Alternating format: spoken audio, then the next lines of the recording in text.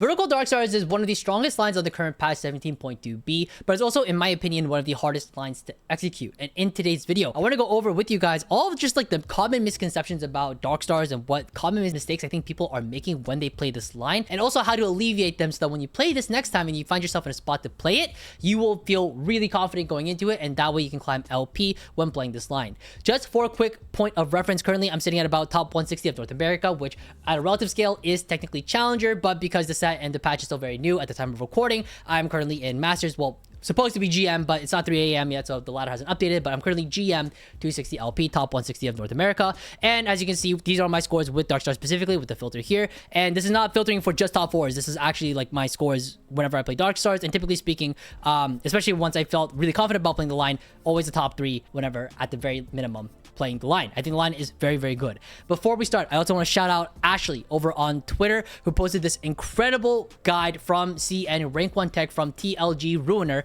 And this is an incredible Twitter guide. A lot of Twitter guides can be very full of misinformation, can be very difficult to understand and parse through, but this is incredibly detailed stuff. And even to this day, a lot of the stuff that was put into this guide, which was like, I want to say like 5 days ago, is still relevant now, which is not something you see very, very commonly, especially in the TFT space. It is a huge doc that I highly recommend looking into if you want to learn this composition as well. I'm going to be briefly touching upon a lot of the points that they made, some of my own opinions as well after playing the line a little bit more, 5 days after, but I will link this in the description below if you want to go check it out and have a read for yourself. That being said, let's actually talk about the composition. So first off, what is actually 6 Dark Star? The first big misconception I think a lot of players make is that they think that this is an emblem line. Like, you must have Dark Star emblem in order to play the line, and that is just simply not true. You can play this line very often without the emblem, and actually if I look into my own match history as well, you can see that in a lot of my games, I actually don't have the emblem. Most of the time, I actually don't have the emblem, and I still play this line very often, and I still find myself succeeding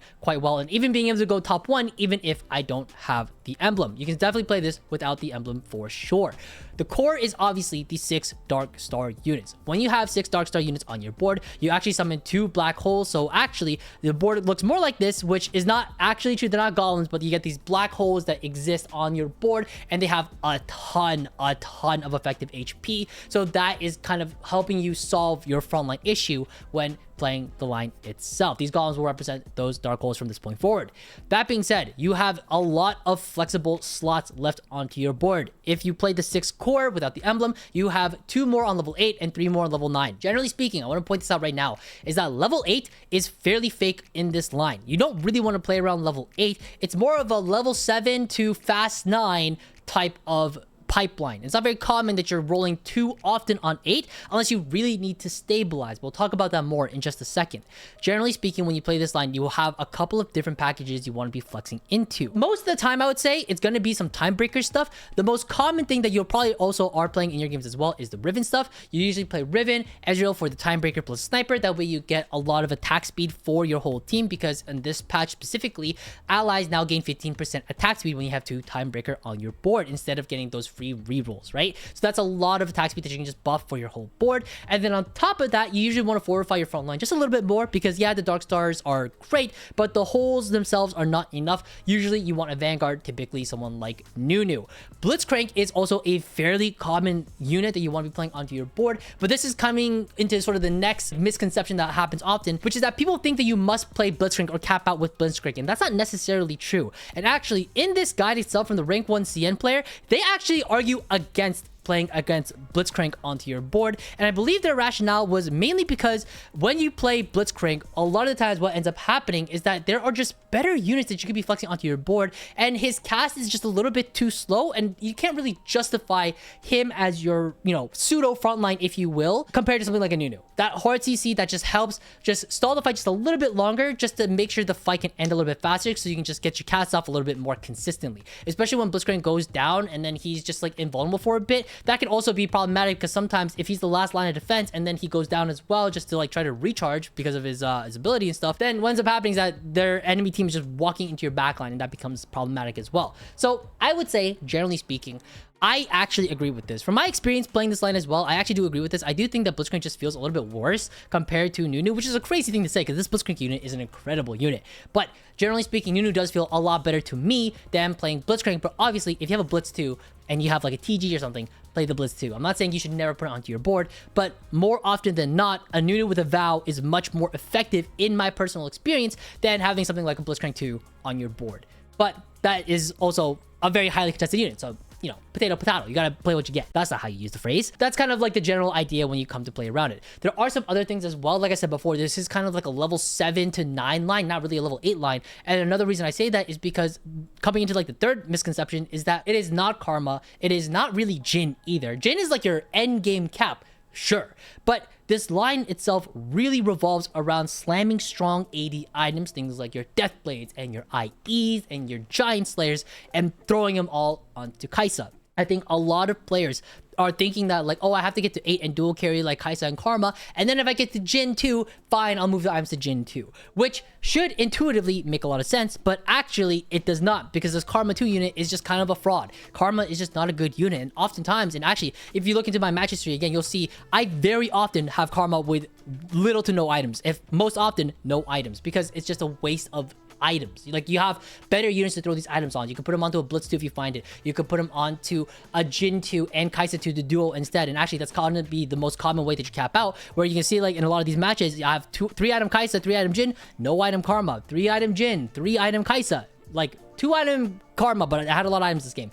Like, no item Karma here, but then you have a 3 item Kai'Sa here as well. It happens every single game. Like, you really don't want to be itemizing this Karma unit very often, if at all. It's like a genuine fraud. It's basically, its damage output is very comparable to Kai'Sa, but if anything, Kai'Sa is a little bit stronger for the most part. It just feels like that, especially when you get the 2 Rogan, because sometimes you get wrapped by some like random shit, and then that rogue proc actually saves you a lot of times. So that is also really nice to have, just a little bit of a bonus, like a little edge of night effect, if you will. But overall, that kind of goes down. And at the level 7 board, by the way, oftentimes, I was going to talk about this a little bit later, but I guess we talk about this now. Oftentimes, if you find yourself in a spot where you have like multiple pairs, units like Alawi, units like Kai'Sa pair, things like Gwen pair as well, Mordekaiser pair, like if you're going on to 3-5 and you have like 2 or 3 of these really strong pairs, I would actually urge you to roll on level 7, because there's a very strong variation of this board, which is like the reroll variation, which is this one, which you see on screen. But this version, I would say you don't reroll too often, but it is possible and doable in certain lines. Don't get me wrong, Kai'Sa 3 is a very strong unit. It's just, it's very difficult to hit this board and requires a lot of econ, and generally speaking, it just feels a little more consistent to just play this into Jin. That's just from my experience. But that being said though, this variation of the board, if you keep it in your head when you're like thinking about your different pairs and like whether it's correct or not to roll on 7, if you're paired on Kai'Sa, I think you should almost always roll on 7. And I also think that if you're paired on like a ton of units, that just justifies the rolling even more. Once you hit Kai'Sa 2 with like 4 Darkstar on your board, this unit fucking hits like a truck. It's a really strong unit. It's basically a 2-star 4 cost that is cosplaying as a 3 cost. It is the backbone of the entire line and your ticket to get to level 9. But now, let's talk a little bit about how to actually get to level 9, right? So let's say you are, let's go back to this board. Let's say you're playing some variation of like the Shepherd stuff with 4 Dark Stars. That's awesome. How do you actually get to level 9, right? Well, the way that a lot of people like to get to 9, because your ticket out of the game is Jin 2. You must get to Jin 2, right? The ticket that a lot of people will usually find themselves playing is that they'll play the 4 Dark Star stuff, right? And even early game as well, if you're trying to tempo, you can do things like Primordians, for example, right? This is a very common opener that you'll see where you have 2 Dark Star, but something like this, where this makes a ton of sense. You can just play this in the early game, farm up a little bit of econ, but still strong enough because you natural the copies with Primordian on your board. And then you find eventually Kai'Sa and all the other stuff. You get the idea. As you transition to level 8 though, now you're not really playing around the Primordians anymore. You probably have 4 Darkstar at this point. You probably found the units, or maybe you rolled a tiny bit to find them. You usually are holding onto Alawi. This is a really common hold. Things like Meepsy as well. This is like a really common hold because it also gets you just like a little bit of extra frontline with Bia and Bayan. But as you get to level 8, a lot of times you want to be holding onto Time Breaker. Now on this patch, if you have 3 activated, you'll be able to farm free rerolls whenever you lose fights. So you don't necessarily have to be playing the Shepherd stuff. Obviously you can if you want to, but you could do something like this just to get to 9, and just with Kai'Sa 2 and 4 Darkstar in, you'll be able to kill like a handful of units per round. You will be losing, but that's kind of the point. You're 3 Time Breaker and you want to be farming the rerolls whenever you can on your way to level 9, and then once you're 9, you do a big roll down down with all the free rolls and stuff to eventually find the Karma 2, the Nunu 2, the Jins, right? And eventually being able to cap out to a board that looks something kind of reminiscent to this. This is an example board just for your eyes, but this is, for example, like you played around like the Alawi 2 throughout the early to mid game. You had the Kaiser 2 obviously as well, and things like the 6 Darkstar in, so the golems are your dark holes. Maybe you're playing Shepherd, so you have Sona on your board. This is like a Shepherd variation of the line, if you will. Tahm Kench 2, very solid frontline tank that you can keep on your board. You don't have to be a Vanguard, it doesn't have to be Nunu or Blitzcrank. You can put Tahm 2 on, perfectly fine as well. Tahm, actually, by the way, I want to mention this as well. On your way to level 8, you can also put him onto your board as well. And by doing so, you can even do stuff like this, where you have just like a Tahm Kench 1, but with Tahm Kench and Timebreaker in, you just keep farming so much money, right? You get Oracle in for the money, but then you also get Timebreaker rolls as well. That's a fantastic way to get to level 9 as well. Again, this is a tempo comp, so you want to make sure that you are, once 4-1 hits, you have a ton of HP to bleed, because stage 4 is going to hit kind of hard, because you're going to be using that time to really save up econ to be able to get to 9 and then cap out hard and then do good things, do good damage. And this board, by the way, again, can win out lobbies a lot of times. So making sure that you can understand like where you're getting to and like how to get there, and ending on that Jin 2 Kai'Sa 2 duo, flexing your frontline to whatever it may be, that is going to give you a lot of success. Obviously, I talked about Darkstar Emblem at the very beginning, and again, one of those big misconceptions being that like Darkstar Emblem is like a must-have in this comp. Not true. It's nice to have, because again, if you look at this just graphic for a second, ton of units you can flex in, right? Mighty Mech, you can tech in a Nunu, the Blitzcrank, the Rivens, whatever. Ezreal onto your board for Sniper and Timebreaker, right? Ton of different units that you can flex into your board. This board can like put in like infinite units. So even a Rost could even fit into here. So you want to just make sure that if you have the Darkstar Emblem, you just leave it onto the Riven. There was one game I played earlier where I had a Riven 2 and a Blitzcrank 2, and I had items for both, and I could not decide which one you put items on. I'm going to tell you right now, because I looked into the stats after my game and realized it's always Riven. You always want to end on Darkstar Riven, and you always want to end with Blitz 2 with like some other junk if you have the option for both. But generally speaking, you want Darkstar Emblem on Riven, because it basically turns Riven into like a non-unit into like an actual unit. I feel like generally speaking, this Riven unit, from my personal experience, is like not that great. She's just kind of like a nuisance, if anything. Does like a decent amount of damage, but it's never like impactful enough where you feel like, oh, I'm so glad I have this Riven 2 on my board. That's just my experience. But with Darkstar Emblem, she actually feels really, really strong. So from that point forward, I would say Darkstar Riven, because that actually turns her into a unit. Sterak's on this unit, by the way, in particular, is very, very important, I would argue, because generally speaking, when you're playing this line, Last Whisper is a very, very strong slam.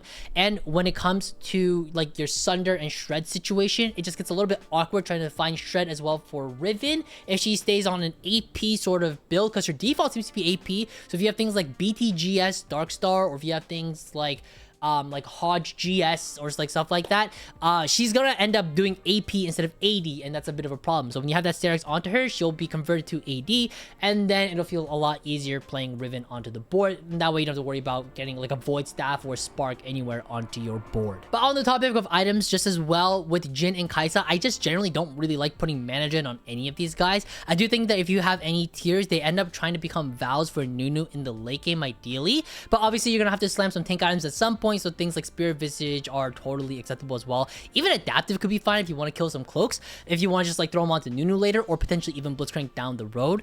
But generally speaking, I do try to avoid making Mana Gen items. I do think just having just straight damage onto these 3 carries is just the best way to go, because the identity of Darkstars is a very fast-paced composition. You don't really want these fights to be dragging out. They're very quick, they're very fast. Most of the fights are decided within 15 seconds, so you want to make sure that you have a ton of damage just ready to output, ready to go, to execute everything and obliterate the opponent's board as fast as possible. But now that we talked about the different units and the boards that you could be playing, let's talk a little bit about the augments and sort of the different gods that you want to be seeing when you're playing this line as well.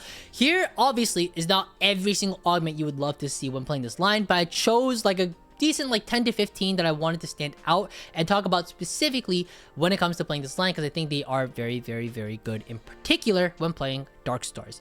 The first ones in the S tiers I really want to talk about are going to be things like Makeshift Armor, Lineup, Boxing Lessons, Hold the Line. These are all really, really great for one specific reason, and that is because of the Dark Holes. The Dark Holes actually benefit from augments like Makeshift Armor and from Boxing Lessons, because you have allies in the front row for boxing lessons, for example, so you get that bonus HP across your board. Same thing with hold the line. Allies in your front 2 rows gives you more and more AD and AP for your backline, and actually that's a ton of damage for your backline unit. So hold the line is definitely very, very good. Obviously, these are all for the same reason, really. Carve the path, I think it's very good as well, especially from 2-1. Again, this is a tempo line, so making sure that you get those early BF swords and like just slamming like a bunch of DBs down the line, or IEs or GSs or whatever, it's super nice to have that just in your back pocket. And items in general are just a lot more effective in the early game when it comes to streaking, just because raw stats from items is usually just a lot more impactful than things like combat augments when a unit doesn't have like any items or very few items, for example. Other augments to make note of, again, gold makeshift armor is really good as well. I would not click this too often, but there are definitely going to be spots where you're going to want to be clicking on it. The Jin augment is really nice as well. May the fours be with you.